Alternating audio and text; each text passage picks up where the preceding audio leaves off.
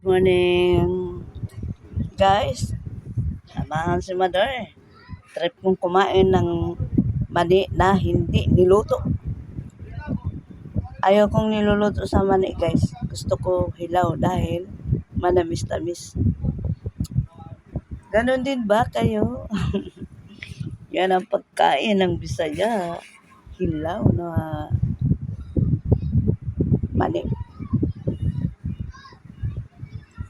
Habang nag-iintay ng aking washing at ako'y naglalaba, libangan ko ang kumain ito, guys. Kayo rin ba ay nakasubo kumain ng hilaw? Ang alam ko, mga Bisaya lang ang marunong kumain nito na hilaw. Ayan.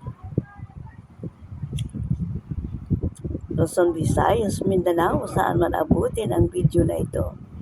Please pa-like and share ang inyong abang lingkod. Ayan. Bye-bye. Thank you for watching.